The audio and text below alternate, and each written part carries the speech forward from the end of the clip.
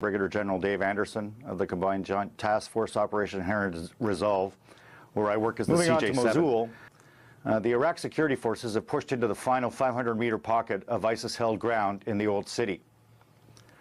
Iraq forces are within sight of the Tigris River from the west and are facing an enemy on its absolutely last legs. The imminent liberation of Mosul rids Iraq of ISIS and sets conditions for political reconciliation. The coalition's role in preparing for what comes after ISIS is to train and equip hold forces and wide area security forces so stabilization can occur, which leads me into the role of the ministerial liaison team. Our partner forces have done some extraordinary work by any measure. They have liberated nearly 2 million Iraqis from the yoke of a truly evil and oppressive enemy. They have taken back over 70% of the terrain once held by ISIS, and in the face of determined resistance, they have placed relentless pressure on Daesh. The coalition is here to support our partner forces in the defeat of ISIL. This support not only takes the form of advice and assistance and kinetic elements such as strikes and intelligence, surveillance, and reconnaissance, but also is delivered in terms of training and equipment. Since its inception, the coalition has trained 106,000 members of the Iraq Security Force, including 40,000 Iraqi Army, 15,000 police, 6,000 border guards, 21,000 Peshmerga, 14,000 from the Counterterrorism Service, and 9,500 tribal mobilization forces. This year alone, the coalition has delivered weapons, approximately 900 Humvees and more than 1,300 support vehicles for 75,000 Iraqi troops and policemen. In Syria, we have trained over 8,500 members of the SDF, and just this year have delivered weapons and ammunition and over 400 vehicles and personal equipment for over 40,000 troops. This support is the essence of the by, with, and through strategy, enabling our partner forces to defeat ISIS. These forces have liberated more than 4 million civilians throughout Iraq and Syria. They have fought and they have sacrificed dearly, and I honor their martyrs. And more importantly, I'm confident that they will win this fight. I have another hat, the director of the Canadian-led ministerial liaison team. Our task is to provide advice and assistance and act as a liaison in order to enable the successful execution of the campaign plan and set the conditions for an enduring and sustainable Iraqi security force. Specifically, we work with the Ministries of Interior, Defense, Peshmerga, and Health, as well as with the National Security Advisor and the Prime Minister's National Operations Center. This is achieved with a team of 13 colonels from 8 different countries, a true coalition effort.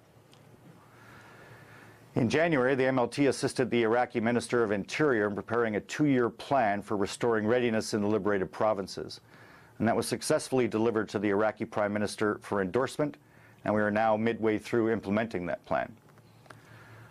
We are also currently working on a 2-year plan for the Ministry of Defense, and we continue to make great gains in the realms of intelligence, logistics, counter-ID, and communications. A recent milestone occurred just earlier this week when the MLT divested the first of 100 police presence in a box packages, which are essentially temporary stations that provide a local police force with the equipment necessary to establish themselves in areas where ISIS has destroyed their infrastructure. The equipment from this project arrives in a shipping container and includes a tent with a large working space, furniture, lighting, water tanks, laptops, phones, GPS, weapons storage, checkpoint equipment, and 2 land cruisers. In essence, everything they need to set up a visible presence. The contents can be unpacked and set up quickly to allow the police to immediately begin serving their citizens. The delivery of the first of the 100 containers will roll out over this summer, and this initiative will be followed by a border guard in a box project that will enable a similar capability for Iraq's border service. An effective and credible police and civil defense structure is imperative in order to make the transition from the current green or army policing to true blue policing, based on the model of intelligence-led community-based policing, which is the future. In closing, I'd like to thank our partner forces and our international partners for their incredible hard work and dedication during my tenure here. At the same time, I need to acknowledge the professionalism and bravery of all the members of the Iraqi security forces and our partner forces who are taking the fight to a truly evil and increasingly desperate organization. A couple quick questions on Mosul. Can you give at least an estimate of the number of civilians you think remain in the city, as well as the number of ISIS that remain in the city at this point in that small area? And then secondly, as you look ahead to a hold force, what role is the U.S. going to play in helping the Iraqis hold the city, at least for the near future? It's the U.S. and the entire coalition that will assist. In essence, we've already trained and equipped the hold force that's there. It's predominantly based around local police, and by local, I mean policemen from Anbar, reinforced, of course, by the Iraqi army.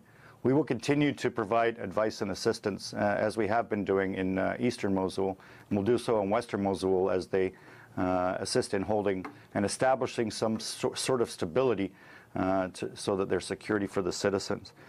As to the specific numbers of the civilians and the military that are still in the remaining, 500 square meter pocket, it's hard for me to give you the exact numbers because the pocket is shrinking so quickly. And to be honest with you, I'm here less focused on the operational piece than I am on what got us there and what we've got to do next. And can you say how many ISIS are remaining, do you think? I actually don't know. I'm actually the wrong guy to ask. The spokesman is a great guy to ask, and as I understand it, he'll be in Washington next week.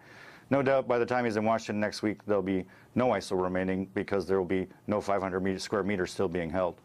You mentioned great gains with the Iraqi forces in building their own logistics capability, ISR, and other things. Where exactly are they in doing that, and how long will they need coalition support, enabling support for that? Thanks, Christina. That's a great question. They've actually come an extraordinarily long way in their ability to self-sustain, and that does include things like, as you pointed out, logistics and ISR. They are a completely different army than they were in 2014. That's absolutely evident to anybody that works with them. Part of that is because of the great work of the coalition in terms of training them and preparing them for this fight, this long slog in my time. Ramadi, Fallujah, and then up through Kiara West and into Mosul. So a lot of work is done to prepare them for that. In that, they've had to learn to do what for them is expeditionary logistics. I had one senior Iraqi tell me that projecting logistics to Mosul for us, is the same thing as the Brits projecting logistics to the Falklands. That's how far away it is in terms of their normal set, because normally they do regionally based operations. They've learned quickly, they've learned well, and have been able to sustain their own forces with some assistance from us in what has been a pretty long and grueling fight. So very impressed with where they've gone with that. They do have some pretty good ISR capability of their own, and increasingly they're using it to enable their operations on top of the ISR, obviously, that we add for them. So on the whole, it's a good news story. How long we have to be here? We'll be here as long as we need to be here. Our mission is to make sure that it's a self-sustaining force, and a self-sustaining force means that it's able to train itself, it's able to feed itself, and it's able to fight by itself. We're well on our way to achieving that, Christina. And then secondly, could you talk a little bit more about this police in a box, force in a box concept? So the vast majority of the infrastructure, particularly the security infrastructure in Nineveh province, has been destroyed by ISIS. It's really important to the people of Mosul, the Maslawis, to have a sense of normalcy, and nothing says normal like a policeman. And it's important psychologically as well as in terms of actual security, but there's nowhere for them to go and set up. Their buildings have been destroyed or they need to be cleared, and so the idea was to establish, give them the capability in all 5 of the liberated provinces or recently liberated provinces to establish a visible police presence as soon as possible. So the idea came up during a workshop with about 70 Iraqi senior policemen, and we were talking about how to do that. Infrastructure takes a long time to build, and so we considered the idea of something that was temporary and relocatable. So inside what is in essence a freshly painted sea can with Iraqi police painted on the side is everything they need to set up a police station. So that includes the barriers around the station if required to defend themselves, the ability to conduct checkpoints, but also a large enough tent, it's 20 by 30 meters, to enable them to conduct police business with separate areas for investigations and for even the police station commander to have a place to work. The idea is that they can get in there very quickly within a day. Everything that's in the box, everything they require is in the box. That includes power, that includes white and gray water tanks, the whole 9 yards. It's all there so that they can set up as quickly as possible. General, so you talked quite a bit about the efforts to get the Iraqi police force up and running in the reclaimed territory, but can you tell us what has been done in terms of training the SDF for holding and policing territory that's claimed in Syria? What sort of training, what sort of equipment is being dedicated towards their ability to maintain security in the territory claimed in Syria once that process has been achieved? So the SDF is in essence the clearance force, and if you will, the hold force. It's not the police force at all, but we have anticipated the requirement, and so have the SDF. And so, for instance, in the Raqqa area, we're already starting to work on something that's called the Raqqa Internal Security Force. This will be locals that will work for the Raqqa Council, so it'll work for local governance, and it'll be ready to establish that policing function, if you will, that safety and security element. So this is about anticipating that requirement. So that's a pretty good job of prediction. It's a little bit more difficult in Syria, as you can imagine, than it is in Iraq, because we're not dealing with a government and established structures, and so we have to be a little bit inventive. But this is a great idea that the SDF has come up with, and we'll assist them in the training and preparation work for what's known as the RISF, or the Raqqa Internal Security Force. Just to follow up, do you have any sense as to how many people are going to need to be trained for that internal Raqqa security force? You said there are 8,500 SDF that have been trained by the coalition. Is it a similar number for the number that will be needed to police the territory for the internal security force, or are we talking a smaller group? Be a smaller number, and we're going to have to build this as we go, and that's something that we've learned. So the order of magnitude is certainly much smaller than the overall SDF. Think in the order of tens of hundreds is probably the best way to think of it. Since NATO joined the anti-ISIS coalition in May, what specific contributions have you seen the alliance towards the training effort in the fight against ISIS, and what role do you forecast for the alliance going forward? NATO joined the coalition. They actually joined the grander coalition. And so, if you will, they joined the Special Presidential Envoy McGurk's coalition as opposed to Lieutenant General Townsend's coalition. And that's an important distinction. Having said that, here on the ground, there is a NATO training and capability building mission in Iraq that has just stood up. It's quite small and modest right now, with a focus on a few key areas: counter-ID training, civil-military cooperation training, some help with security sector reform, civil preparedness, some very, very specific medical training, and it's for evacuation. And offered to provide some teams that can assist with instructing maintenance on former Warsaw Pact vehicles. That's a small, modest, but very much required contribution. We've been working very closely with NATO to make sure that it's complementary to what the larger coalition is doing. This is designed to be small to start with, in accordance with the mandate that NATO has provided for this mission. It may grow over time. That's NATO's decision to make. It's certainly not ours. So far, the elements that we have on the ground are having good effect, and the idea is to have a small initial footprint here and to fly over the trainers as they're required. In fact, it's something that we're considering doing, in fact, we will do in the coalition writ large over the coming year. Just a quick follow-up. How many NATO personnel are involved in this mission? Right now, that are permanently based here, it's, if I remember correctly, it's 3 civilians and it's 4 military. But those are senior guys that are that make sure that they're developing the right kind of capability. So NATO has conducted, I believe, 3 counter-IED courses so far and are getting ready to do the 4th one. So for that, they would bring over a training team of 10 to 15 soldiers that would be able to produce that. They deliver the training and then they go back. This is sort of an expeditionary training model, if you will. Quick question going on your focus on local police for the hold force and to kind of foster stability in Mosul once the fight is done. I know this is a bit of apples and oranges, but in Afghanistan, we saw the local police actually, in some instances, cause more trouble than they actually did have a positive effect, you know, when they reverted back to either tribal, sectarian, ethnic sort of allegiances as opposed to the central government. How are you guys attempting to address that issue, especially in a place like Nineveh province, which is, from what I understand, one of the most ethnically and diverse areas in northern Iraq? And I have a follow-up. There's a couple of ways in which we address that. First of all is with training. So the training that we provide for the policemen, conducted predominantly by Task Force Carabinieri, the Italian National Police, but assisted by the Royal Canadian Mounted Police and the Czechs so far, is designed to teach them how to be true policemen. And we've adopted the model of community-based, intelligence-led policing, and that is one way to make that cultural change. The idea being, if you can touch a third of a police force with this kind of training, you will have affected 100% change, and so we continue to do that.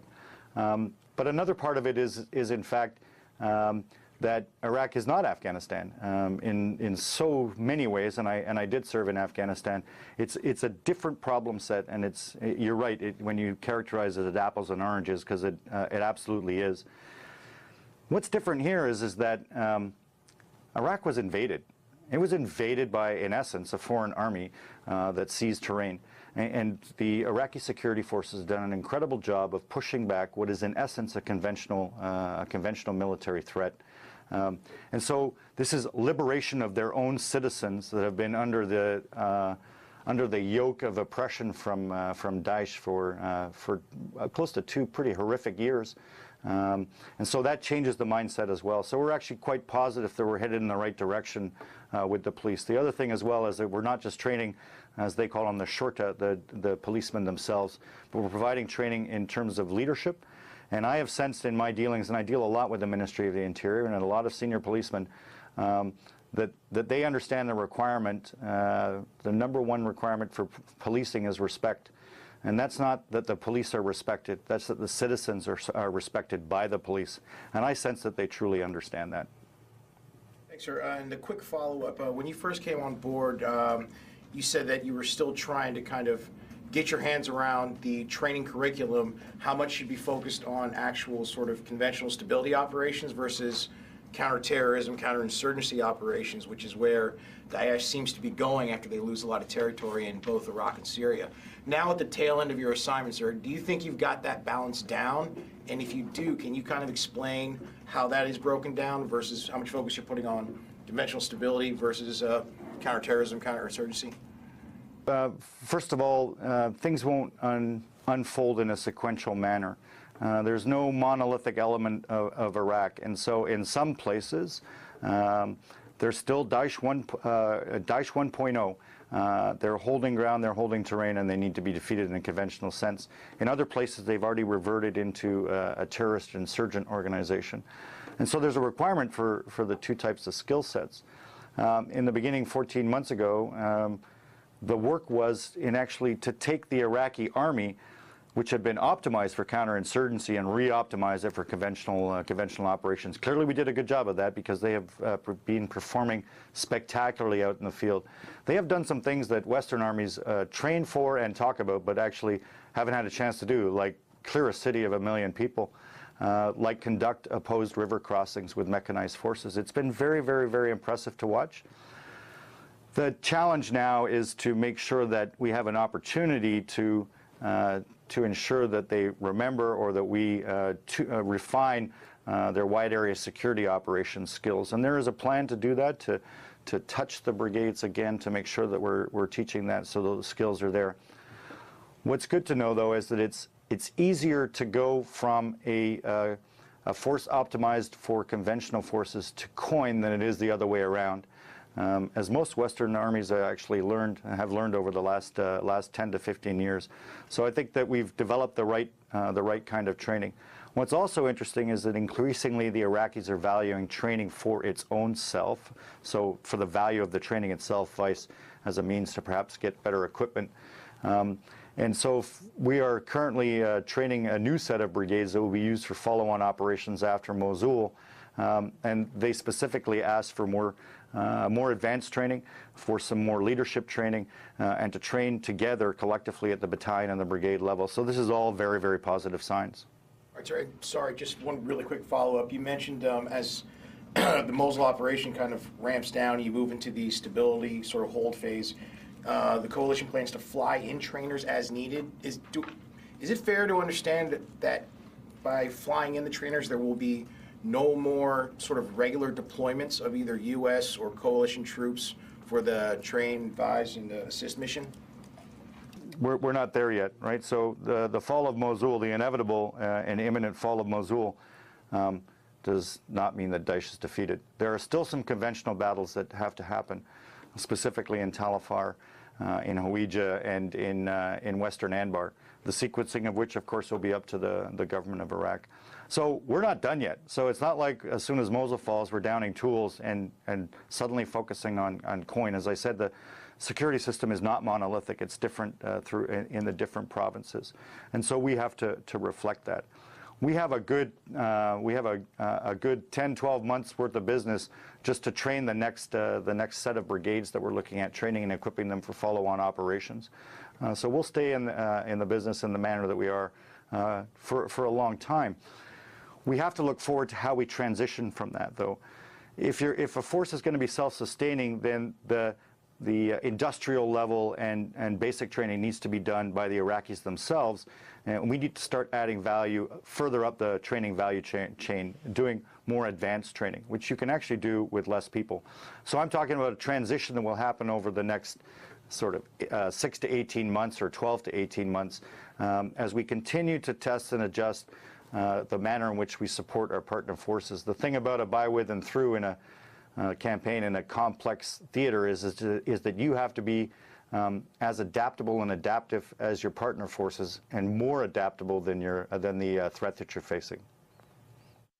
General, can you talk a little bit about the holding force in East Mosul, any resistance that they've been facing, and kind of what have been some of the issues versus the successes that you've seen there, and then how that gets replicated in West Mosul once the liberation happens?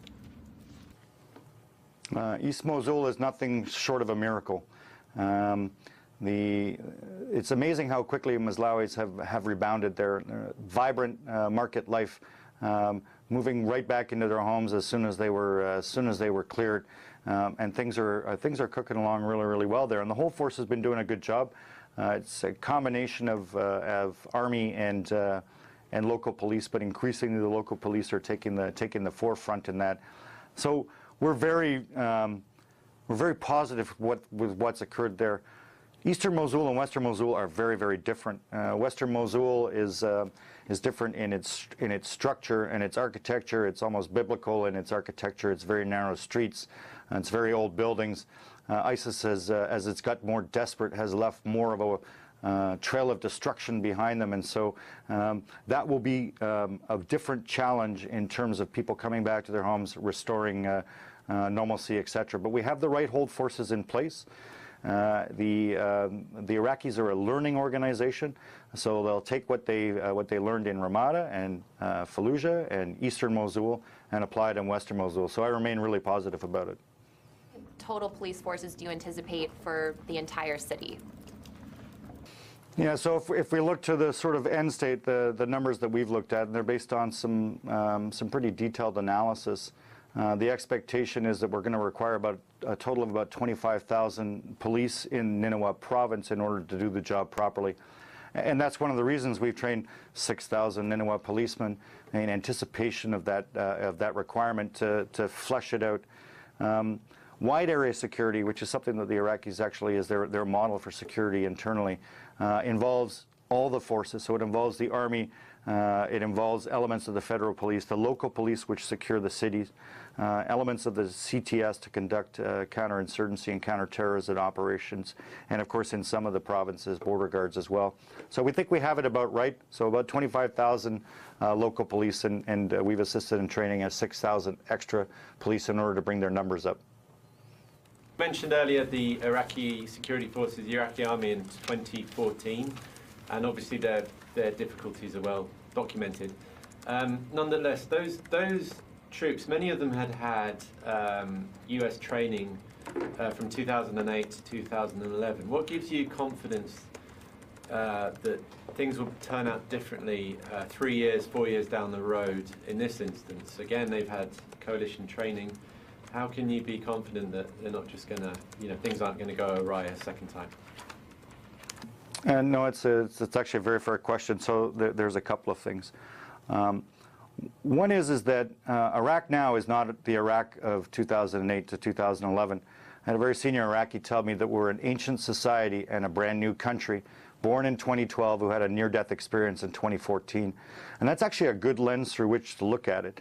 So it's almost unfair to compare Iraq now to Iraq pre-2012, to be honest with you.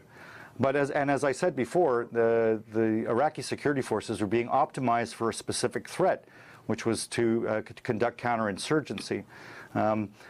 Then they faced a completely different threat, which was to be invaded by a massive army that holds ground. So we've re-optimized them for that, and as I said, we'll make sure that they still have their coin skills for the inevitable defeat of Daesh in its 1.0 version, to make sure that they can also defeat it in its 2.0 version. Thank you. And just to follow up, at the very top, I'm sorry I missed it, but I think you said that IS is on its very last legs. Was that a reference to just in Mosul? Oh, they're certainly on their last legs in Mosul. I think in general they are. We can feel it. The pressure has been pretty relentless on them.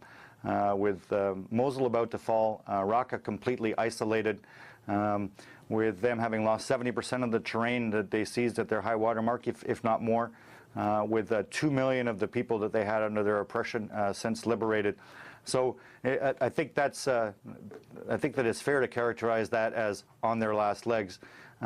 We've certainly maintained the pressure on them. The Iraqi security forces and our partners in Syria have been nothing short of amazing in their ability to continue to keep the pressure on ISIL to the point where it's incapable of reinforcing from one side to another. The simultaneity of this has been pretty awesome. The question on the police and border guards in a box. How many total shipping containers will there be, including both police and border guards? Is this something the United States is funding, and what is the total cost of the program? A police in a box or a border in a box literally uses one box. So right now the plan is to purchase, we have already purchased 100 police in a box, and we're in the process of purchasing 100. In essence, what they are is purpose-built or ready to establish border guard posts. So it's 100 each. Each of them come with vehicles. The order of magnitude is about to purchase 100 of either variant is $25 million. That has been purchased with the Iraq Train and Equip Fund, which is the same fund that we use for supporting all of our partner forces, Iraq Train and Equip Fund in Iraq and the Syrian Train and Equip Fund in Syria, now known as the Counter-ISIS Train and Equip Fund, the CTF. And I manage that on behalf of the CG day to day. Nothing short of an extraordinary ability to respond very quickly to emerging demands. So yes, it's been U.S. funds through ITEF that will pay for the police in a box and border guard in a box.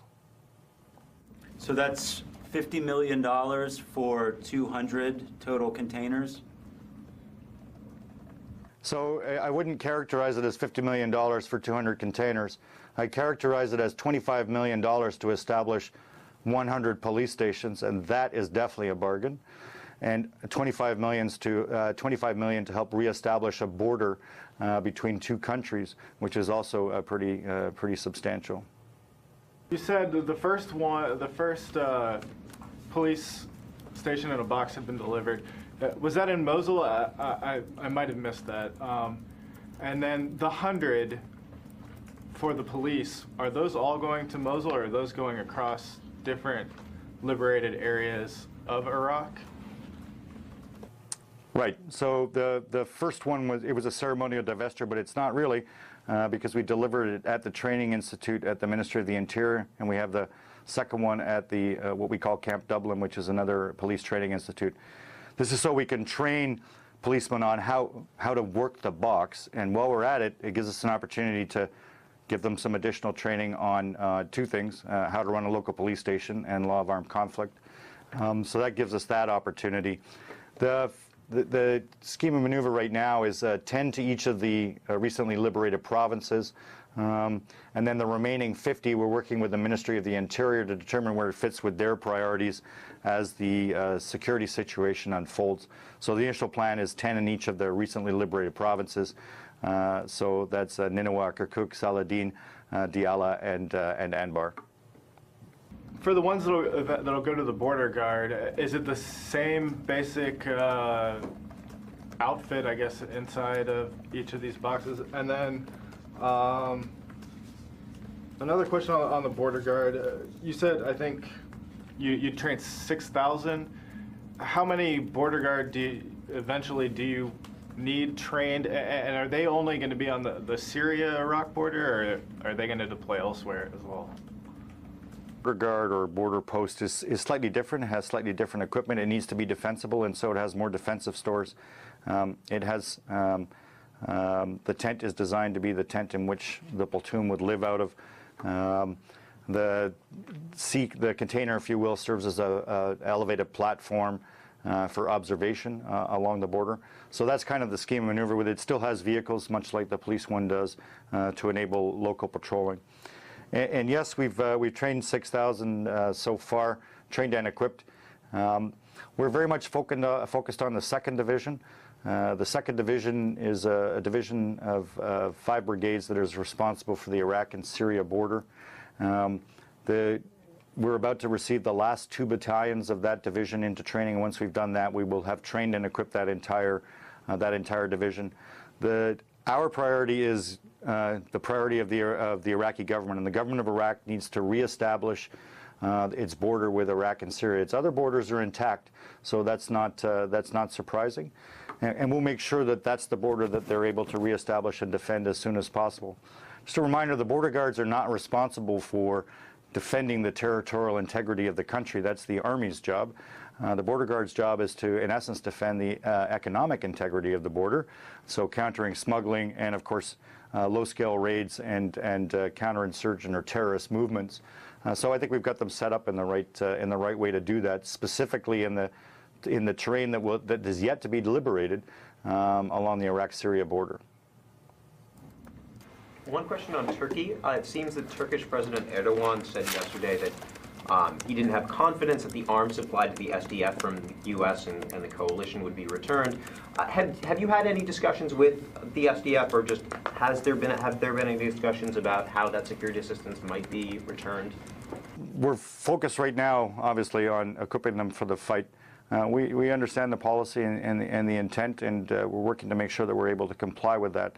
But the key thing is for now, is to enable the fighters to complete their task. The SDF has done some extraordinary work. They really have, and they've done it. They've done it very, very well. They've done it quickly. They've done it with a high degree of inventiveness. We understand the follow-on requirements, and I know that the SDF is aware of those requirements, and we'll continue to work that. This is a trusted partner force, and it's trusted for a reason. They've done every single time they've done exactly what they said they would do. Okay, and then just a quick follow-up, but on Iraq, actually. DoD said that the Iraqi counterterrorism service has sustained 40% loss in combat power in Mosul. I'm curious how the coalition might rebuild that force and what capabilities might be hardest hit. Yeah, so it's a very timely question. I just finished attending a one-day summit on the CTS and what they look like in the future and how to go through both refit and reset. The counterterrorism service has done some truly extraordinary work, and they've taken the brunt of the fighting in almost every single scenario. We're well aware of the fact that there is a requirement for some refit and reset. The mechanism is in place to assist them with training through their training pipeline. Key thing is that they're able to maintain the training pipeline without lowering their standards. The CTS is a world-class counterterrorism service and is doing some pretty extraordinary work. Have they been bloodied? Yes, they absolutely have. But they've been doing it for a truly righteous cause. And we know that, and we have managed to keep them in the fight. They have exactly the same amount of equipment now as they did when they started the fight in Mosul, which has not been easy to do. And acknowledge that they have taken an awful lot of casualties. They're very dedicated, though, and they've made sure that they've been able to keep the fighting forces there. So we have a pretty good plan in place to assist them in refitting and resetting themselves. I want to get back to what you were talking about with the policing and the intelligence-based policing. What type of intelligence are you teaching these Iraqi forces to collect, and how widely is it going to be disseminated or distributed, whether within Iraq or even beyond, relationships with Interpol? Any use of biometrics with any of the stuff they're collecting, given the concerns about the ongoing threat from ISIS in a 2.0 form? Yeah, so intelligence-led policing is something that we're all familiar with because our communities use it and our policemen use it. So the idea is that it's not just running around looking for bad guys. You're actually being targeted towards bad guys. In this case, I mean criminals. But you have teased at another area, which is intelligence writ large. So we are doing a lot of work to try and assist the Iraqis and the Iraqi security forces in developing a more synchronized intelligence system.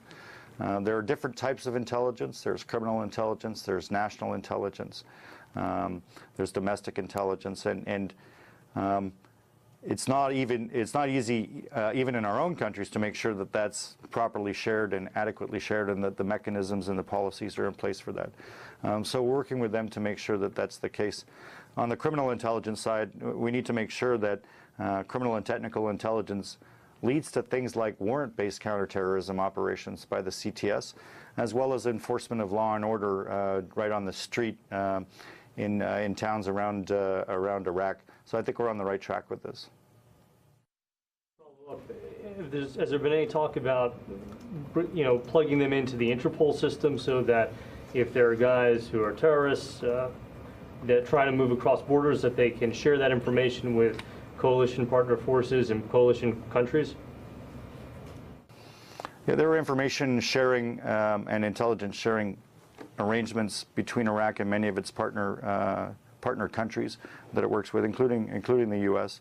And we are working to enable them to better manage biometric information, to reestablish some capability that was here before that no longer is. So we're working through all of that piece. We understand that it's a transnational threat. The Iraqis understand that as well. So as we develop their capability to share internally, none of that will get in the way of their ability to share with their partners, and we have those relationships in place. Are there any plans to deploy any of these borders in a box to the contested areas near Antanf? And if so, is there any elements within the training curriculum for the border police to address the possibility of forces crossing over from Syria into Iraq? So the entire border needs to be established, reestablished, cleared and reestablished. So right now the border guards can do, in fact, through some recent operations, they do control both the Walid and the Tribil crossings. So that's good. That's a good start. Specific training for counter-border operations. I mean, the border guards are there specifically to give indications of threats and warnings to the territorial integrity of Iraq. And that's a matter of relations between Iraq and Syria, and the Prime Minister Abadi has made that pretty clear. What we're doing is providing them with the capability and the capacity to fulfill their function, which is to be able to protect the economic integrity of the country, and cue forces, predominantly from the army, that are there to defeat any threat to the territorial integrity of the country. All right, General, and with that, we appreciate you taking the time to talk to us. Do you have any final words for us, sir, before we sign off? I have been incredibly moved by the passion and dedication of the senior Iraqis I've met. I've met an inordinate number of Iraqi nationalists who believe in Iraq for Iraqis.